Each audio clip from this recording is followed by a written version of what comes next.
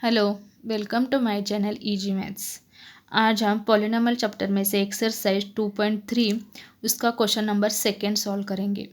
इसका question number first मैंने पहले वाले वीडियो में सॉल्व करके दिया है।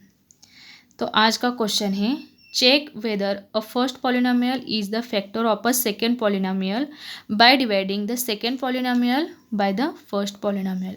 मतलब यहाँ पर दो पॉलिनॉमियल्स दी हुई है, तो फर्स्ट वाले पॉलिनॉमियल ने सेकेंड वाले को डिवाइड करना है और ये बताना है कि फर्स्ट वाला जो पॉलिनॉमियल है वो सेकेंड वाले की फैक्टर है या नहीं।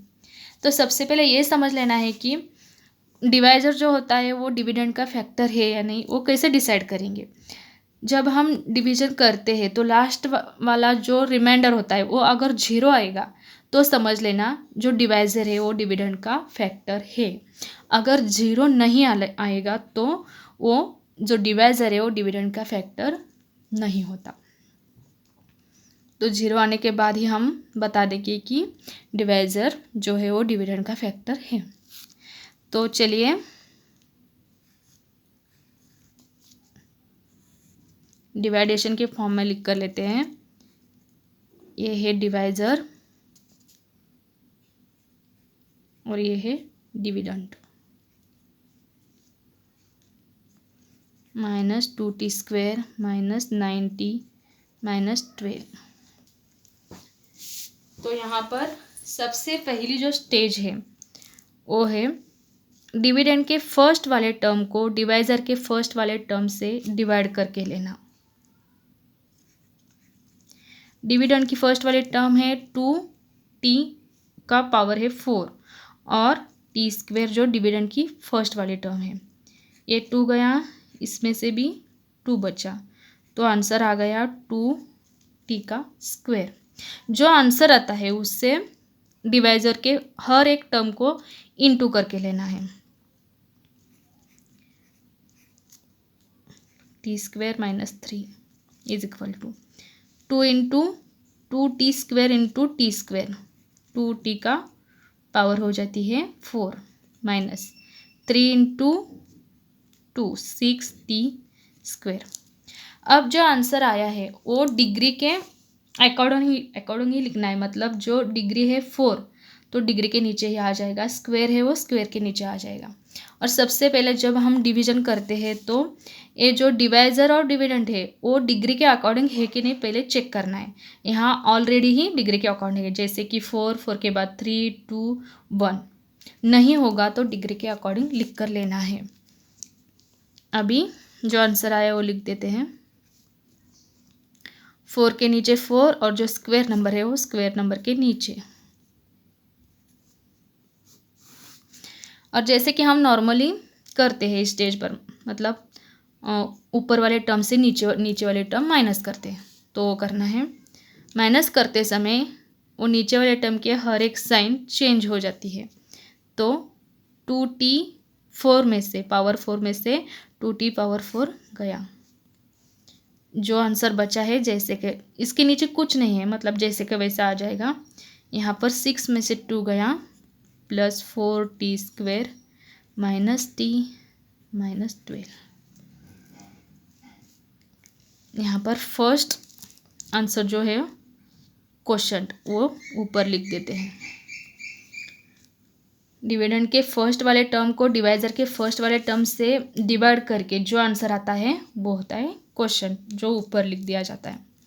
अभी देखिए ये जो प्रोसीजर थी रिपीट करते हैं।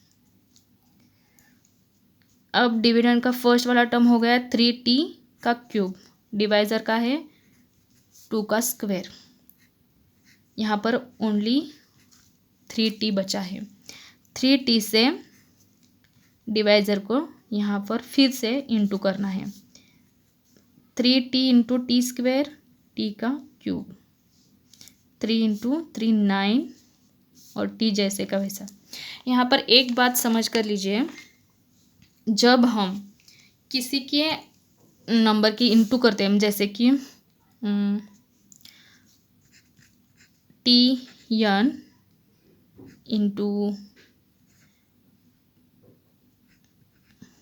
pm, जब इंटू होता है तो इनकी जो डिग्री होती है उसका प्लस किया जाता है। मतलब यन प्लस यम होगा, ना ही इन दोनों का इनटू। जैसे कि मैंने यहाँ पर कर दिया, टी का 1 था, यहाँ पर डिग्री कितनी थी 1 थी, तो इन दोनों का इनटू में क्या होता है प्लस, मतलब 1 + 2 3। इनटू कर देते तो कितना आंसर आता 2, लेकिन जो रूल है वो क्या है, डिग्री का प्लस होता है, इनटू में डिग्री का प्लस हो जाता है। फिर से जो आंसर आया है वो डिग्री का अनुसार लिख कर लेते हैं। क्यूब के नीचे क्यूब, ओनली टी के नीचे टी, साइन चेंज, फर्स्ट टर्म गया। और हमारा आंसर सही है कि नहीं ये देखने के लिए जो हर एक स्टेज पर जो फर्स्ट टर्म होती है वो कट हो जाती है, तो समझ लेना हम सही प्रोसीजर में सही तरीके से आंसर निकाल रहे हैं। नहीं, ये जब एक कट नहीं होगा तो समझ लेना कहीं ना कहीं तो गलत आ रहा है। यहाँ पर ए वाला भी गया। अभी क्या बचा है, ओनली 2 फैक्टर्स बचे हैं, 4t का स्क्वायर -12। फिर से वही, और यहाँ का क्वेश्चन लिखना है +3t।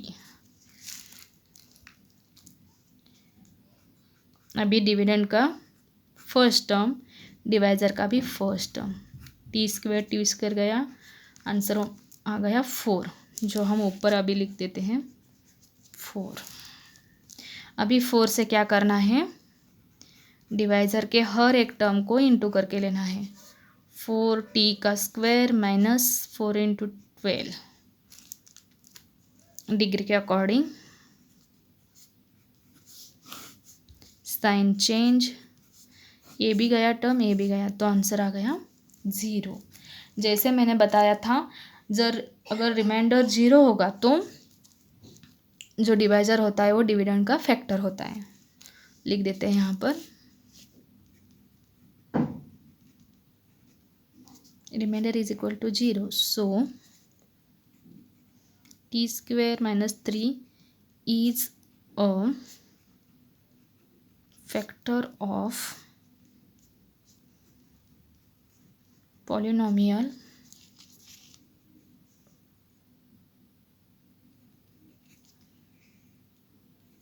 t4 + 3t का क्यूब -2t² -9t -12।